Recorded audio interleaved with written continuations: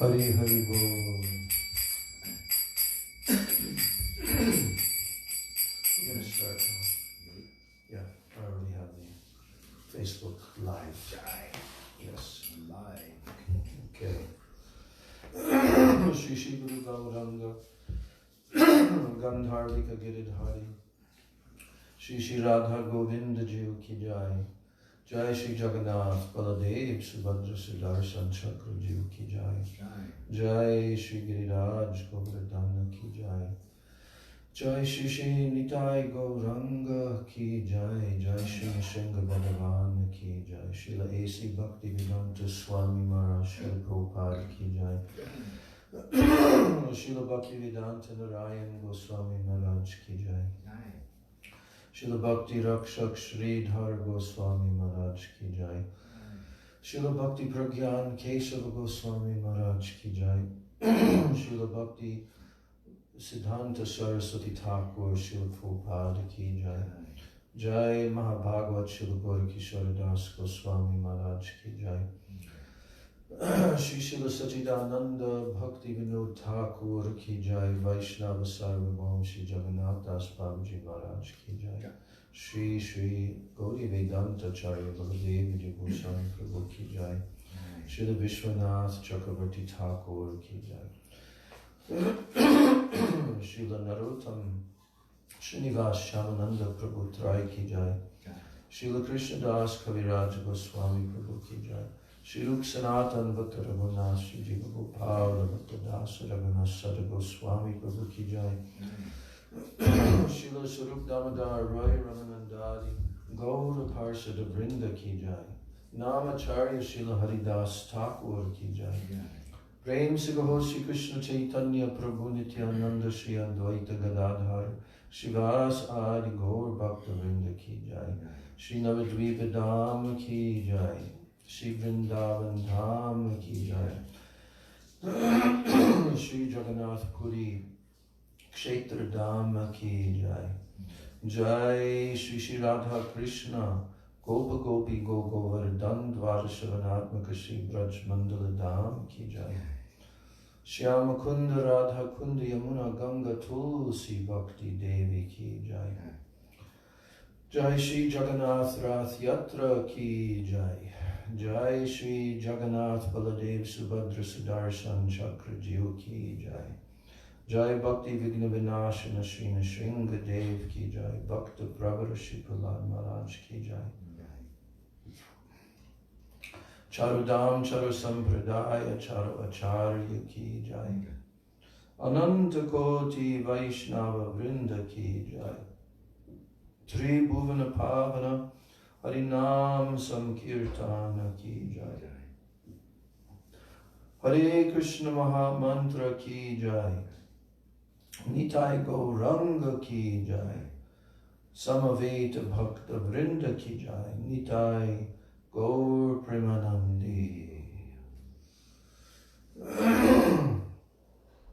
Om Jnana Timirandasya Jnananjana Shalakaya Chakshur Unamilitam Yena Tasmai Shri Gurave Namaha Mukam Karoti Vachalam Pangum Langayate Girim Yat Kripa Tamaham Vande Shri Gurun Dinataranam Vancha Kalpatarubhyascha Kripa Sindhubhya Evacha Patitanam Pavanebhyo Vaishnavebhyo Namo Namaha Namo Mahavadanyaya Krishna Prema Pradayate Krishnaya Krishna Chaitanya Namani Gaura Tishe Namaha He Krishna Karuna Sindho Dina Bandho Jagatpate Gopesha Gopika Kanta Radha Kanta Namostute Tapta Kanchana Gaurangi Radhe Vrindavaneshwari Vrishabhanu Sute Devi Pranamami Hari Priye Vrindai Tulsi Devai Priyai Keshavasya Cha Krishna Bhakti Prade Devi Satyavachai Namo Namaha. Panchatattvatmakam Krishnam Bhakta Rupa Swarupakam Bhaktavataram Bhaktakyam Namami Bhakta Shaktikam. Sri Krishna Chaitanya Prabhu Nityananda Shri Advaita Gadadhar Shivas Adi Gaura Bhakta Vrinda. Hare Krishna, Krishna Krishna, Hare Hare, Hare Rama, Rama Rama, Hare Hare, Hare Krishna, Krishna Krishna, Hare Hare, Hare Rama, Rama Rama, Hare Hare. First of all, I'm offering my unlimited Dandavat pranams and my Shraddha Pushpanjali at the lotus feet of my most worshipable beloved Gurudev, Nitya Lila Pravishta, Om Vishnu Pad Paramahansa, Ashtatara Sata Sri Srila A.C. Bhakti Vedanta, Swami Maharaj, Srila Prabhupada. And then I'm offering my same unlimited Dandavat pranams and my Shraddha Pushpanjali at the lotus feet of my most worshipable beloved Siksha Gurudevs, Nitya Lila Pravishta, Om Vishnu Pad Paramahansa, Asto Tarasata, Sri Srila Bhakti Rakshak Sridhar Goswami Maharaj, and Nitya Lila Pravishta, Om Vishnu Pad Paramahansa, Asto Tarasata, Sri Srila Bhakti Vedanta Narayan Goswami Maharaj. Then I'm offering my same unlimited Dandavat pranams to the lotus feet of all of my Shri Shri Rupanuga Guru Varga, and my Dandavat pranams to all the Vaishnavas and all the Vaishnavis.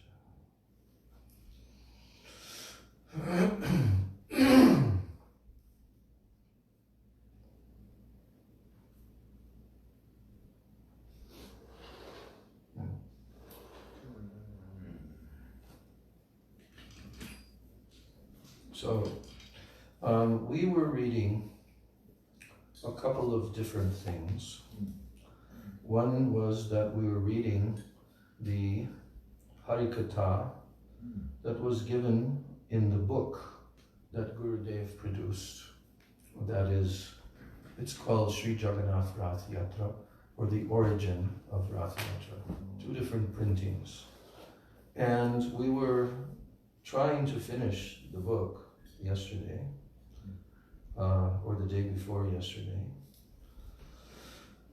But what we were also doing was we were reading from Chaitanya Charitamrita, the actual shlokas of Chaitanya Charitamrita and some purports of Prabhupada. But what I'm going to do tonight is I'm going to complete this discussion that Srila Gurudev had regarding this Hera Panchami festival, the Lakshmi Vijay festival. And there was a conversation between Chaitanya Mahaprabhu and Swarup Damodar Goswami. And who is Swarup Damodar Goswami in Krishna Lila? He's Lalita Devi. So Sri Chaitanya Mahaprabhu said that Swarup Damodar Goswami, he is a pure Vrijvasi. And so then he requested Swarup Damodar Goswami, there's a whole discussion how it came about, but he wanted to hear about the moods of the Braj Gopis, how they have different characteristics that attract Krishna's mind and heart, and even their jealous anger is of many, many hundreds of different varieties. And this always attracts Krishna. And most of all, Srimati Radhika attracts Krishna. So, but then towards the end of the whole discussion, then Srivas Thakur chimed in. And now who is Srivas Thakur? In his original form. That's Narada. I'm sorry, Narada. Narada. Yes, he's an incarnation of Narada Rishi. But who is Narada Rishi? An expansion of. Oh boy. In Goloka Vrindavan, Krishna has one cowherd boyfriend named Madhumangal. And he's very intimate, Priyanarmasaka. So actually, he has expanded himself as Narada Rishi in the pastimes of the material world from Goloka Vrindavan. So, yes. So. It's first Madhumangala, And Narada Rishi, Narada Muni, yeah, and Srivas Thakur. Yeah, Srivas Thakur is expansion of Narada Muni. Yes. So, I'll just read a little bit of that. What, and this is at the end of the discussion where Srivas Thakur, he now instigates a discussion about Vrindavan and Vaikuntha. The opulence of Vaikuntha, great opulence, palaces, everything, compared to the Vrindavan. So, now, Sriman Mahaprabhu and Srila Swarup Damodar Goswami became so absorbed in discussing the moods of the Brajvasis that they did not even notice that Lakshmi Ji's chariot had already reached the Gundicha Mandir. Because as they were walking, it's a 2-mile walk from the temple to the Gundicha temple. And Jagannath in the Rath Yatra had already been at the Gundicha temple for 5 days. But along the way, they're having this amazing discussion. And Mahaprabhu and Swarup Damodar became so absorbed that they didn't even notice, Lakshmi Ji's palanquin has reached Gundicha Mandir. Because as I described, she was in an angry mood, Lakshmi. So anyway, so now the pastime of Lakshmi Devi arriving at Gundicha Mandir is being described in brief. So when Lakshmi realized that Sri Krishna had left Nilachala, that is Dwarka, that's the temple. You know, the temple in Jagannath Puri, the big Jagannath temple, is called also Nilachala. Okay? But Nilachala also is known in Jagannath Puri as being Dwarka. Yes, because Krishna is a king in Dwarka. And so Krishna appeared in the Satya Yuga as Jagannath, Baladev, Subhadra, and Sudarshan Chakra. Okay? So that temple is called Nilachala. And it is considered to be Dwarka, where Krishna is always being served as a king. That's why Lakshmi Devi is there, because Lakshmi Devi cannot be in Vrindavan.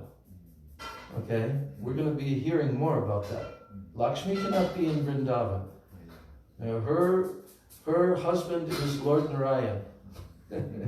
So, now, when Lakshmi realized that Sri Krishna had left Nilachala, Dwarka, and he had left to go to Sundarachala, Vrindavan, then her anger suddenly increased. Why did her anger increase? Do you know why? No, you don't. Here's the thing. The Jagannath coming out of the temple and getting on his chariot, and Baladev and Subhadra, right? And they're going to go for an excursion, like a king. He comes out of the palace and he goes for an excursion on the big chariot, right? So, but Krishna had to give an excuse why he's going to be gone from the temple, from Dwarka, and from Lakshmi. Because you remember, even Prabhupada told us how Krishna gets bathed Jagannath, he has a bathing ceremony. It's called Snana Yatra. And then after that, he retires into the temple and no one can see him for how long? Is that 5 days? 2 weeks. 2 weeks. During that time, he's playing a pastime that there's so much water and everything that he was bathed with, so he becomes sick, like a cold or something. And now Lakshmi Devi in the temple, because Lakshmi is with Jagannath all the time in the temple. So she is tending to her husband lovingly and affectionately while he's sick. At the end of that 2-week period, then Jagannath expresses to Lakshmi, "Oh, I've been cooped up here. I want to go out. I want to go on an excursion." And naturally, his wife is happy. So he says, "Myself and my brother Balaram and Subhadra, we're all 3 of us, we're going to go." So therefore, Lakshmi, no need for her to go along because he's with his brother and his sister, okay? So then, but she's expecting that he'll be gone for a day or 2. And that's what he tells to her. But after 5 days have passed, now she's being suspicious. Where is my husband? What is he doing? And that's when she starts to become upset and angry. And she exhibits her anger, her jealous anger, in this parade. She's being carried on palanquin. You know, some actress, some dancer is dressed like Lakshmi and they're carrying her. This is a drama that they're doing. They're doing this drama. And Mahaprabhu is watching it and following along as the Lakshmi is carried all the way to the Gundicha temple. Now, Gundicha temple, that Jagannath goes to every year, no one understood what Gundicha actually represents. Prior to Chaitanya Mahaprabhu, even though this Rath Yatra festival had been going on for yugas, millions of years, but no one understood was the inner meaning.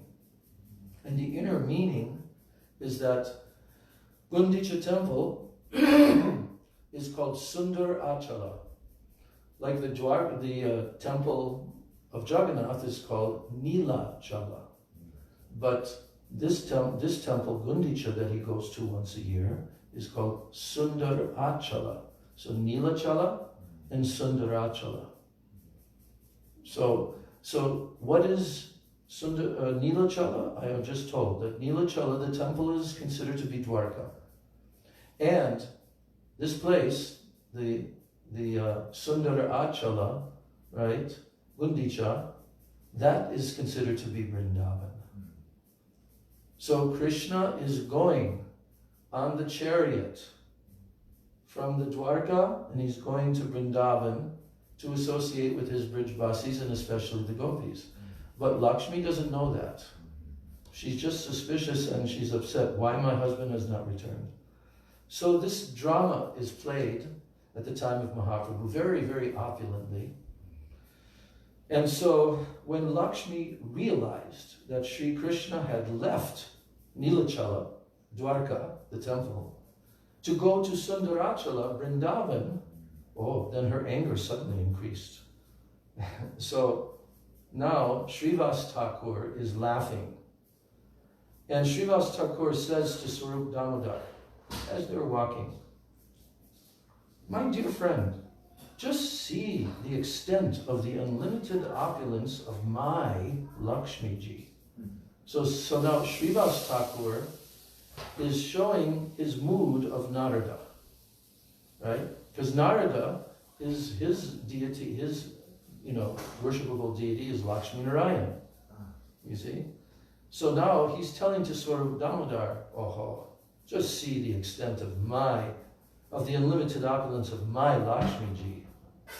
Vrindavan's treasury, it merely consists of some flowers, some creepers, minerals from the hills, peacock feathers, and gunja berries. And in Vrindavan, Sri Krishna does not even have a gold crown on his head. He bears only a flute made of bamboo, a peacock feather, a pitambara, and a flower garland. So then Srivas Thakur continues. And upon hearing that Sri Jagannath Ji has gone to see that Vrindavan, the heart of my Swamini, Sri Lakshmi, has become saddened. Lakshmi has become sad. Why? Jealous anger. Who is my husband going to see? He doesn't love me so much. Right? So, why, this is how Lakshmi is thinking, why has Sri Jagannath Ji gone to see Vrindavan, leaving behind so much wealth and opulence? Just to make a mockery of this, Lakshmi Ji has set out with her entire opulence and wealth and exhibiting it, right? So then the maidservants of Lakshmi Ji, they said to the servants of Lord Jagannath at the Gundicha temple, they said, your master, Jagannath, he's abandoning the great opulence of Lakshmi Ji, and he went into the flower garden, greedy for some leaves, fruits, and flowers. Your master is the crest jewel of the clever, so why is he showing such foolishness? You don't understand? Giving up all this up for what? For leaves and flowers, and right? So then these servants of Lakshmi, they say, very quickly, present your master before Lakshmi Devi. They give orders like that. And saying this to the servants of Jagannath, these maidservants of Lakshmi arrested the servants of Jagannath and bound them by throwing cloth around their waist. Then they brought them to Lakshmi and made them offer pranam at her feet. And as punishment, they took their wealth and they had them make a humble entreaty to her. They even beat Sri Jagannath's chariot with sticks. They treated Jagannath's servants just like thieves. So then, finally, Lord Sri Jagannath's servants came before Lakshmi Devi with folded hands, and they said, we will bring Lord Sri Jagannath before you tomorrow. Right? So now, having fined and punished Sri Jagannath's servants, Lakshmi Devi, upon hearing them make this promise, then she released them and she went back to her abode pacified. So that's the whole drama. So now Srivas Pandit, he says to Swarup Damodar, it is not possible to describe my Lakshmi Ji's wealth in words. Your gopis, they make ghee, yogurt, butter, and so forth from the milk of their cows. But this is how they make their livelihood. And they live in kunjas, in bowers, not in the big palaces of Mathura and Dwarka. They make their ornaments from forest flowers. Whereas Dwarkavasis, they have ornaments of gold and pearls, diamonds and jewels. And my Thakurani, that is Lakshmi, she sits on a jeweled throne. So hearing the words of Srivas Pandit, who was in the mood of Narada Rishi, then the devotees of Srimad Mahaprabhu, they all burst out laughing. Right? So then Mahaprabhu said, Srivas, your nature is just like that of Sri Narada. And by the Lord's influence, you are only attracted to the mood of opulence, Aishwarya. But this is what Mahaprabhu is telling to Srivas Thakur. But this, Swarup Damodar, he is a pure Vaishnava. He is a pure Vrajavasi. And he does not know Aishwarya. He simply remains immersed in pure praying. Jai Shri Guru Gauranga Radha Govinda. Now, Swarup Damodar answered to Srivas Thakur now. And he said, Srivas Shuno Savadani, listen very carefully. Vrindavan Sampad Tomar Nahi Pade Mani. Do you not know, O Srivas Thakur, do you not know the transcendental opulence of Vrindavan? The natural opulence of Vrindavan is vast, like an ocean. The opulence of Dwarka and Vaikuntha is not equal to even a drop of that ocean. Then he quotes the verse from the Brahma Samhita, which is one of the final verses of the Brahma Samhita, where it's describing, however much opulence the Supreme Personality of Godhead, Sri Krishna, has, it is fully manifested in his own abode, Vrindavan. So what's the accusation? The accusation of Srivas Thakur is that in Vaikuntha, my Lakshmi has such opulence, and in Vrindavan there's nothing, right? He's trying to say that. But in actuality, because Krishna is the Supreme Personality of Godhead, all of his opulence is fully manifested in his own abode, Vrindavan. There, the earth is made of wish-fulfilling Chintamani jewels. And the houses, they are made of jewels. Even the maid servants there wear ankle bells made of Chintamani gems. And there, all the trees, they are Kalpavriksha trees, they are desire trees. But the Brajbasis, they only desire fruits and flowers from them. They can actually get anything from the desire trees, but they only desire fruits and flowers. The limitless cows there are all wish-fulfilling cows, Kamadhenus, and they actually can produce anything. Anything. But the Brajvasis, they beg only milk from them, not any other kind of wealth. The Brajvasis, their ordinary speech, like their ordinary talk, it is singing. It's not even talk, it's song. And their natural walk is a dance. So the water of that abode is nectar, the Jamuna. With its own transcendental radiance, that abode illuminates itself. It's self-illuminated. And the Lakshmis there, that is the gopis, they defeat the Lakshmi of Vaikuntha and Dwarka with their astonishing qualities. There, Sri Krishna's Vamshi, his flute, itself performs the activities of a what? A dearmost friend, Priya Saki. In the verse, it says that Krishna's flute, Vamshi Priya Saki. Priya Saki means beloved gopi. So the flute is also Krishna's Priya Saki there. Yes. And Krishna is the crown jewel amongst the connoisseurs of rasa. Rasika Shekhar. And that is why he wants to relish the rasa of Unnata Ujvala Prem, which is the supremely elevated, resplendent love of the gopis.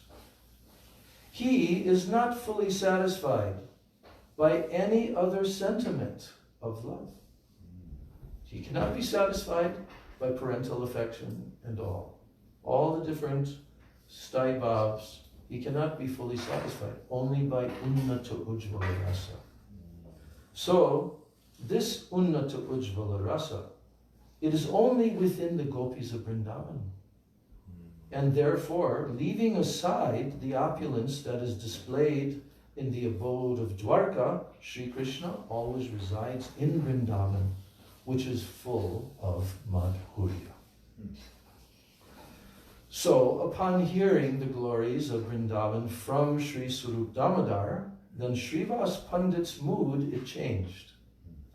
Srivas Pandit's mood, because he was portraying the mood of Narada, right? Now he became absorbed in the mood of Madhumangal, which is his original identity. Sri Krishna's dear Sakha in Braj, Madhumangal. And absorbed in the mood of Braj, now Srivas Thakur began to dance and loudly laugh while making a funny sound by squeezing air out of his armpits with his cupped hand. We all know that joke. So after hearing the glories of the pure prem of Sri Radhaji, then Sriman Mahaprabhu too became even more immersed in prem. And he began to dance. And Sri Swarup Damodar began to perform kirtan. Now here's the final section. It's titled, The Difference Between the mood of Aishwarya and the mood of Madhurya. So what is the meaning of the word Aishwarya? Opulence. And what's the meaning of Madhurya? Oh, Sweetness. sweetness. Yeah. Yes. So here, the question arises that if Sri Krishna has so much love for the Brajavasis, then why did he go to Mathura and Dwarka and leave them burning in the agony of separation from him? The explanation for this is that Sri Krishna cannot abandon any devotee. He cannot abandon any devotee. For this reason, he went there to fulfill the desires of the devotees in Mathura and Dwarka. Now the following question is then raised. After bringing joy to the devotees of Mathura and Dwarka, then why did he not return to Vrindavan? The reason for this is that if Sri Krishna had returned to Vrindavan at that time, then Jarasandha would have come to know that Sri Krishna is the son of Nanda Baba and Yashoda Maya. And to take revenge on Sri Krishna for causing Kamsa's death, he would have attacked Braj. In Braj, there is no system to protect it from outsiders, nor was there any fort, nor did Nanda Baba have any soldiers. Jarasandha would have easily destroyed all of Braj and imprisoned Nanda Baba and Yashoda Maya, just as Kamsa had imprisoned Sri Vasudeva and Devaki. This is the external reason for Krishna's not returning to Braj, but there are also many other confidential reasons for this. So it's very easy to understand that reason. Jarasandha attacked Krishna in Mathura something like 18 times with his armies, right? Yeah. And that's when Krishna made the Dwarka fort and transferred all the Mathura Vasis there overnight. In their sleep, he transferred them to Dwarka. That's there in the Krishna book. So, now the confidential reasons why Krishna didn't return to Braj. Could Sri Krishna not have come to Vrindavan from time to time at least to pacify the Brajavasis, especially the gopis, who were enduring the agony of separation from him? It's very nearby, Mathura and Vrindavan.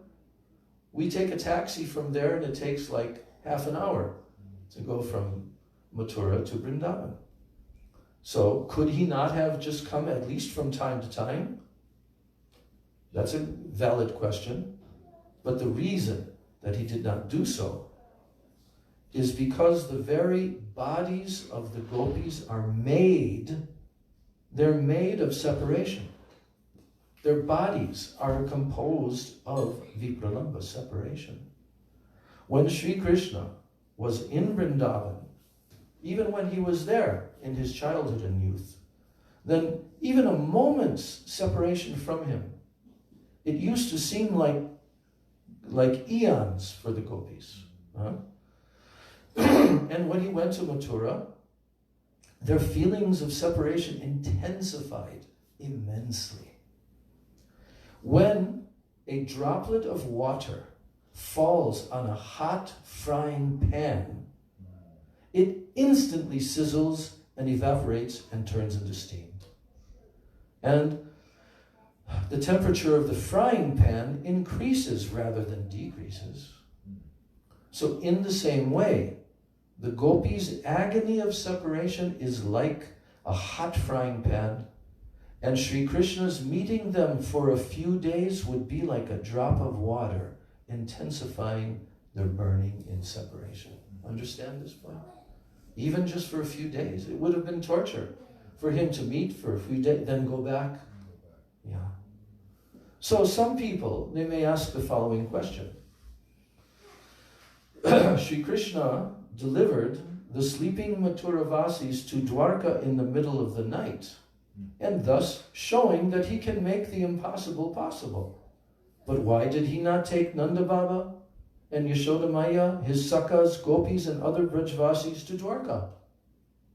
In Dwarka, he had numerous enormous palaces for not only each of his queens, but also for Vasudeva and Devaki, for Akrura, for Uddhava, and so on. When thousands and millions of Mathuravasis used to live there, could he not have made beautiful arrangements for the Brajvasis to stay there also? That's the question. Here's the reason. The reason Sri Krishna did not do this, and this is really the main reason. The reason that he did not do this is that Mathura and Dwarka are lands of Aishwarya, majesty and opulence. And Vrindavan is the land of Madhurya, charming sweetness. Aishwarya and Madhurya cannot simultaneously exist in one place. The moods of Vrindavan can never manifest in Dwarka, and the moods of Dwarka can never manifest in Vrindavan. These two bhavs are opposite, and putting them together is called ras abhas, the overlapping of mellows. To understand this, it is first of all necessary to understand the meaning of Madhurya and Aishwarya bhavs. So in Dwarka, there is complete majesty. It's called Vaibhav, majesty, in Dwarka. And there, the Yadu dynasty regards Sri Krishna as the supreme, complete controller, Parameshwar. All of them regard Krishna in that way, in Dwarka. And sometimes Sri Krishna even assumes his four-armed form there in Dwarka. Sometimes. Now in Vrindavan, on the other hand, only Madhurya Bhav is displayed.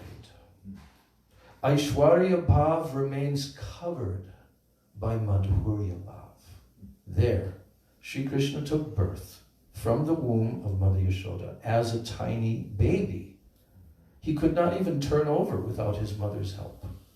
He used to feel hungry frequently, and if he did not get butter, he would become angry and break clay pots of yogurt. Sometimes he would steal butter from the houses of the Brajagopis, and once, on breaking a pot of yogurt in his own home, Mother Yashoda bound Sri Krishna to a grinding mortar.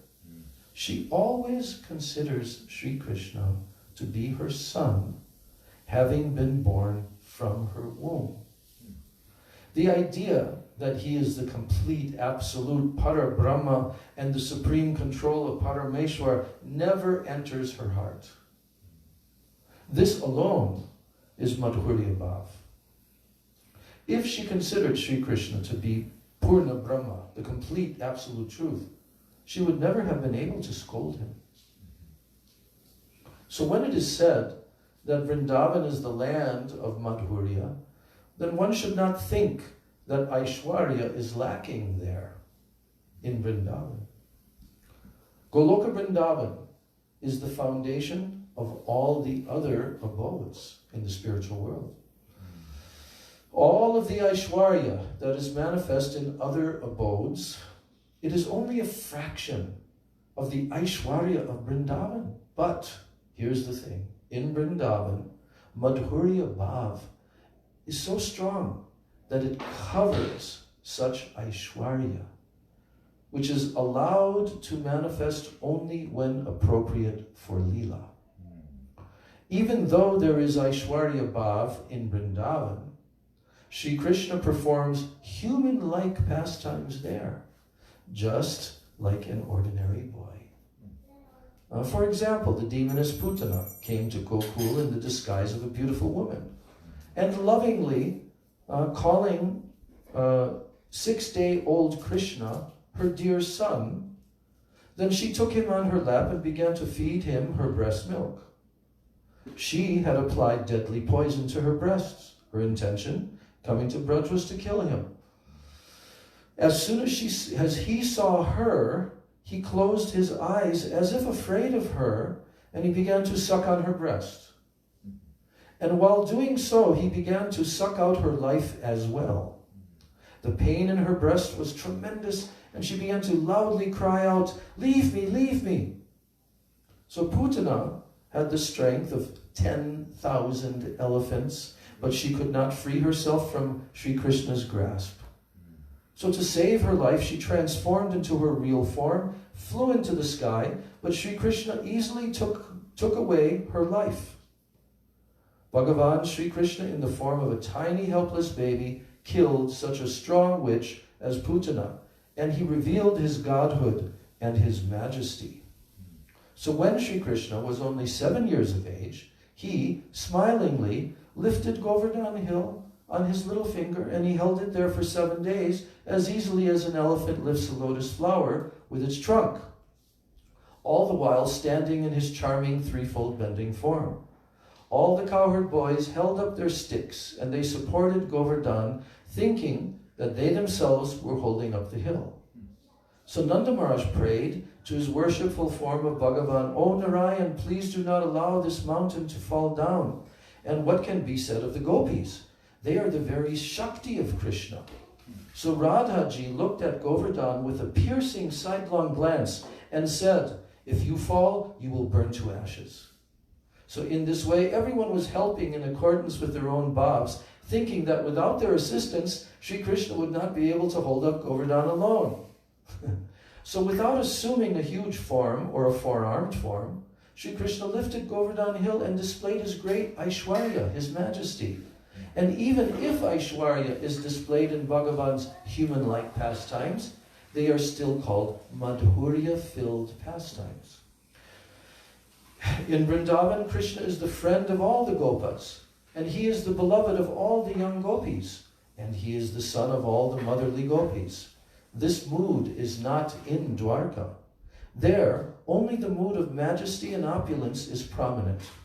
In Dwarka, Sri Krishna identifies himself as being a Kshatriya and the son of Vasudeva and Devaki. In Vrindavan, however, he considers himself to be a Gopa and the son of Nanda Baba and Yashoda. If the Mathura Vasis and the Braj Vasis all live together in Dwarka, then whose son would Sri Krishna call himself? In Dwarka, Sri Krishna is a king. Therefore, he would not be able to go out cowherding with his sakas. He would not be able to give up his gem-studded golden crown and don a crown of peacock feathers. So due to the presence of the 16,108 queens, he could not play his flute there to call the gopis to the rasa dance. If all the gopas and the gopis were to come to Dwarka, the union of the two bhavs would give rise to the defect of rasa bhas, the overlapping of mellows. So here's the final small paragraph. The elevated mood of Vrindavan can never arise in Dwarka. In Vrindavan, Sri Krishna carries his flute and he wears a peacock feather.